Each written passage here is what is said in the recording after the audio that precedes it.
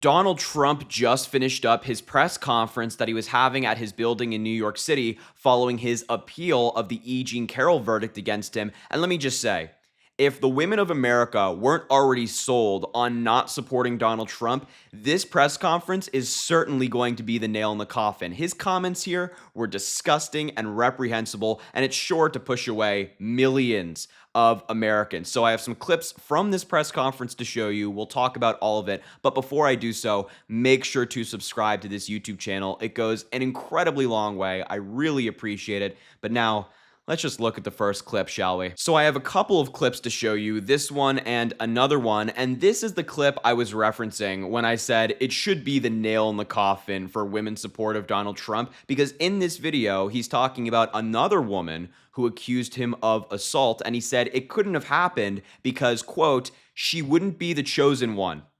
Seriously, he said that. And when he says this in this video, just do me a favor and pay attention to the reaction of his lawyers standing behind him. Let's just watch this clip right here. Now, there were two witnesses. One is a woman who's followed me for years. She said in 1979, I was in an airplane with her, commercial flight, and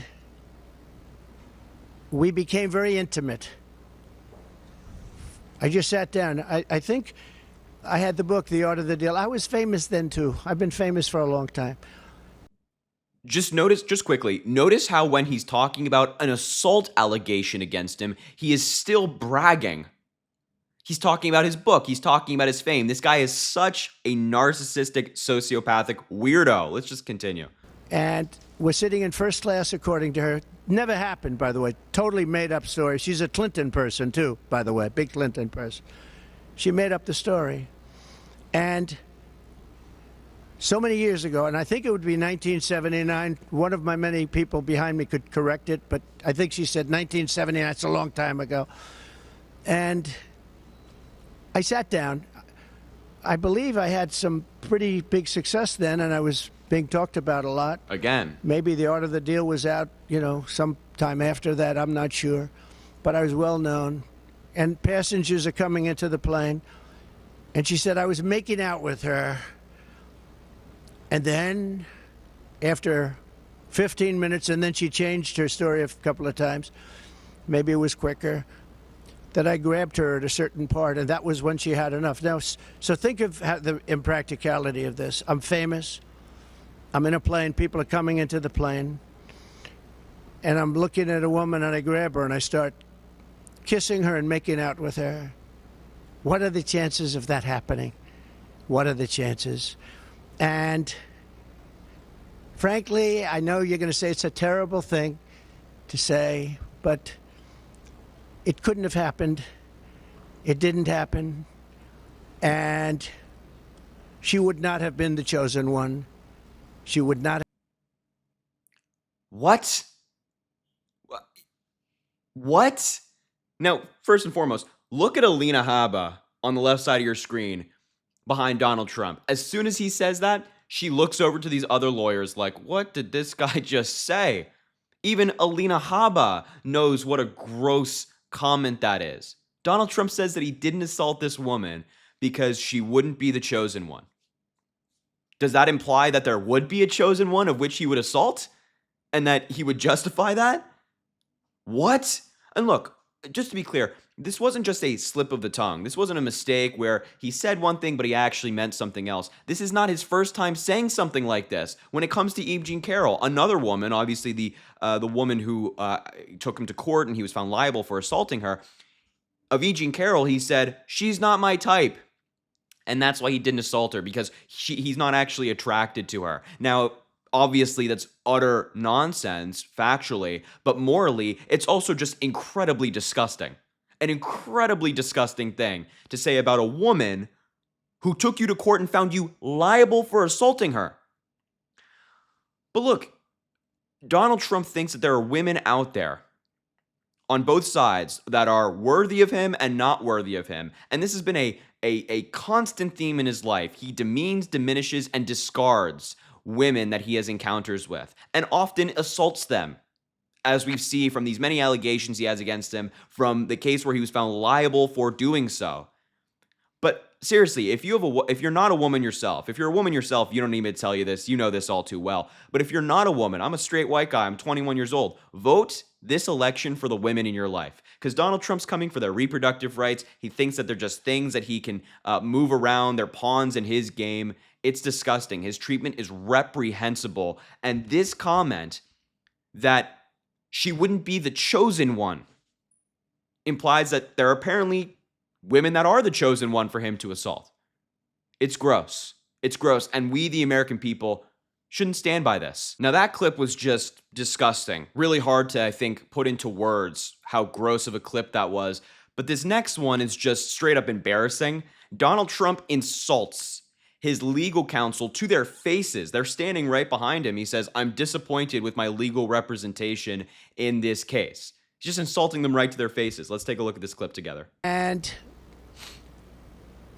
I feel sad that I have to come up here and explain it. I have all this legal talent, but legal talent cannot overcome rigged judges. They can't overcome a 4% Republican area. And I'm disappointed in my legal talent, I'll be honest with you. They're good. They're good people. They're talented people. Today at the trial, they didn't mention the dress. So the Monica Lewinsky type dress was a big part of the trial. Big part of the trial. I said, why didn't you mention that? And I heard there was a dress involved. And I wasn't frightened at all because I did nothing with her. Never touched this woman, saw this woman, had no idea who she was. But they have a dress, sir. I said, so what? Well, sir, it's very sir. They used that dress to try and intimidate me. They used that dress with the public. That dress was such a famous dress. Okay, I'm going to pause the clip right there. I don't think we need to hear more of this. When I listen to Donald Trump speak, I'm genuinely baffled because I have no idea what he's saying. What is his central argument here? What is he saying? This guy is rambling, incoherent nonsense all of the time. Now, 3 things. 1, the dress that he's talking about, he's lying about. This dress in question was the dress that E. Jean Carroll was wearing the day that she was assaulted by Donald Trump. And on that dress, there was an unidentified male's DNA found. So E. Jean Carroll's team said, hey, Donald, why don't you give us a DNA sample? Let's test. Let's see if it's your DNA.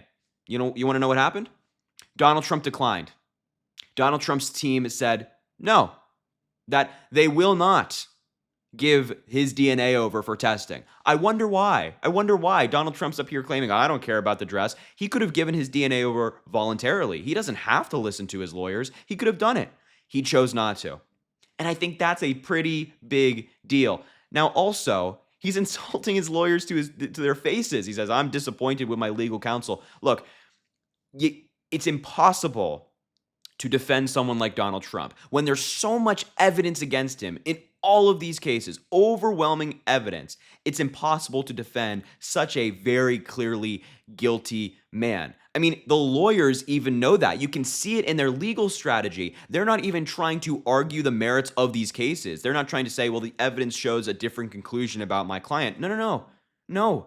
They're just trying to push the cases back as far as possible so there never has to be a trial and Donald Trump never has to come to terms with the merits of these cases. They know that these cases are bad against Donald Trump. Trump knows it. They know it. And the final thing I want to say about this clip that we just watched, and just generally, is that it must be, I've said this before in previous videos, but being Donald Trump's lawyer, one of his many lawyers, must be the worst job in the world. You go out there in your courtroom, you're paid a bunch of money to defend him, you're doing everything you can to try to defend somebody who's very clearly guilty, and then he comes up in a press conference and insults you for that work.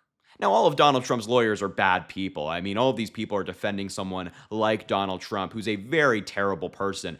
But it's just that's what Trump world is. You can do all of these things for Donald Trump. You can put your career and reputation on the line for Donald Trump by serving as one of his lawyers. He will still backstab you and push you aside when you're no longer convenient to him. That's Donald Trump. That's how he treats people.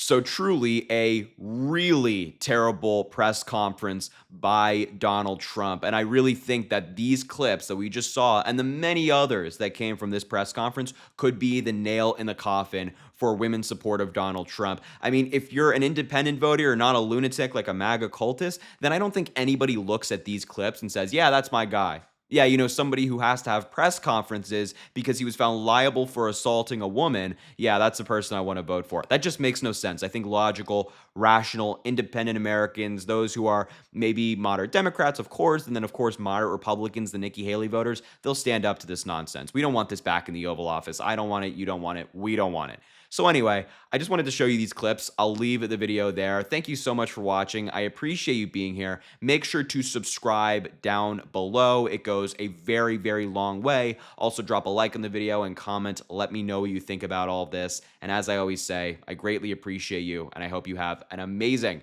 rest of your day.